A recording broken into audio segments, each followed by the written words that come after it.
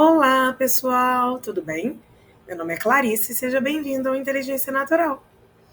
Antes da gente começar esse vídeo, vou pedir para você deixar seu like, se inscrever no canal se ainda não for inscrito e, durante o vídeo, deixar aí nos comentários o que você pensa sobre esse assunto que está tão discutido nesses últimos dias pelas mídias sociais. Nós também temos um segundo canal que chama Mergulho em Deus e o link dele está aqui na descrição desse vídeo. Então vamos lá, que hoje nós vamos entrar de cabeça no mistério da novilha vermelha, que é um assunto que está pegando fogo nas redes sociais nos últimos dias. Pode até ser que você já tenha visto alguns vídeos sobre isso por aí, mas aqui a gente vai cavar a fundo e entender tudo sobre essa novilha. Imagina só, uma novilha vermelha perfeita nascendo no Texas e sendo levada para Israel. É de deixar qualquer um intrigado, não é verdade? Mas o que será que isso tudo significa? Por que essa novilha está causando tanto alvoroço? Vamos dar uma olhadinha nas Escrituras, especialmente em Números 19, onde Deus manda Moisés e Arão prepararem essa novilha impecável, sem nenhum defeito. Mas por que ela era tão importante? E qual que é o papo dela com as profecias bíblicas e o futuro de Israel? Além disso, nós vamos também mergulhar nas Escrituras, especialmente em Números 19, onde encontramos instruções detalhadas de Deus para Moisés e Arão sobre como a novilha vermelha deveria ser perfeita, sem defeitos, levada ao sacerdote Eleazar para ser sacrificada fora do acampamento. Mas por que essa novilha era tão essencial? O que a sua morte ritualística representava para o povo de Israel e para nós cristãos? Fique atento aqui que vamos explorar cada pedacinho desse mistério da novilha vermelha e entender como isso se conecta com a nossa fé cristã também.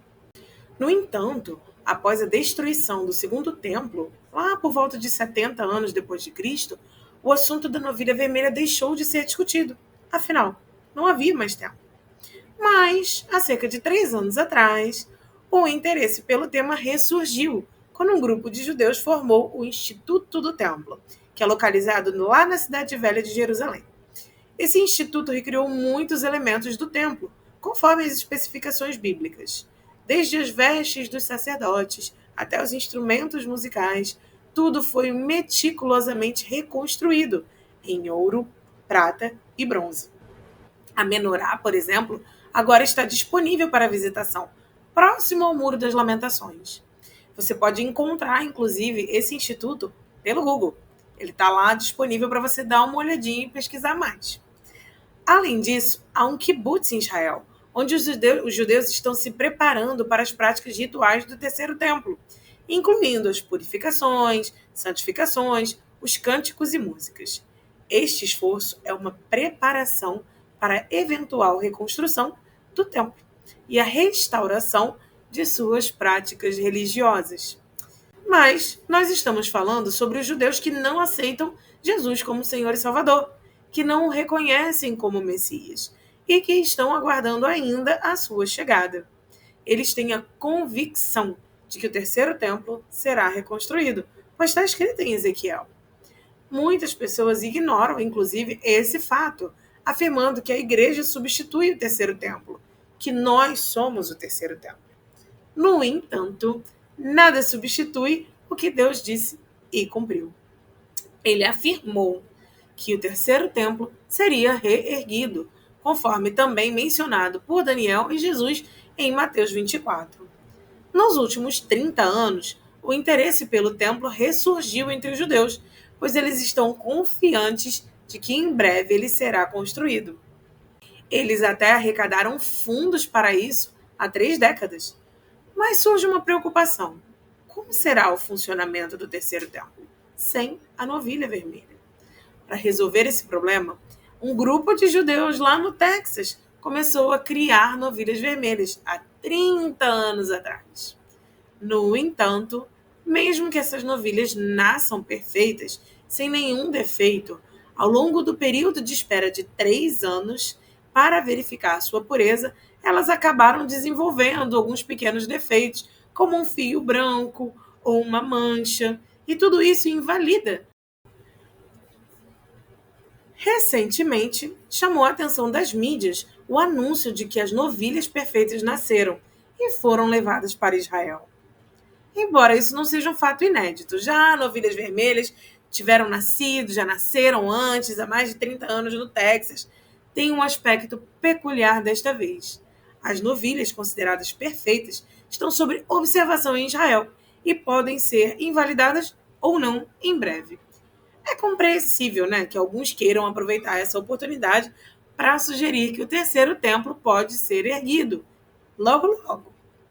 No entanto, é importante lembrar que Deus está no controle e que as coisas devem seguir uma ordem e cronologias determinadas por Ele.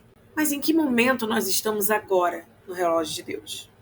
Parece que estamos no fim do tempo da graça, no início das dores. Jesus nos alertou para esse período, caracterizado por enganos, esfriamento do amor, guerras, epidemias e calamidades, que é o que mais temos visto ultimamente. Ele nos instruiu a não temer, mas a evangelizar, levando o evangelho a todos. Somente após abordar esses temas, Jesus entra no assunto da novilha vermelha em Mateus 24. Você tem evangelizado? Você tem falado de Jesus? A novilha vermelha, como uma sombra de Jesus, fala do poder purificador do seu sangue. É o sacrifício de Jesus que nos purifica de todo o pecado. Portanto, a novilha vermelha não tem importância direta na vida do cristão, porque é Jesus quem nos purifica e nos santifica. A sua relevância reside apenas em indicar o momento em que o terceiro templo será erguido, que é o que a gente está aguardando. Então, ela só veio para indicar. Estamos vivendo nos últimos dias, e a curiosidade em torno da novilha vermelha e do terceiro templo reflete isso.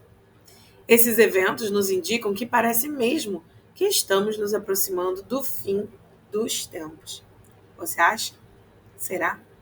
A importância da novilha vermelha não está apenas na sua função de purificação, mas sim em nos alertar sobre a iminência dos últimos dias. Assim como a novilha vermelha deveria ser morta fora do arraial, Jesus também morreu fora da cidade, entregando a sua vida por nós.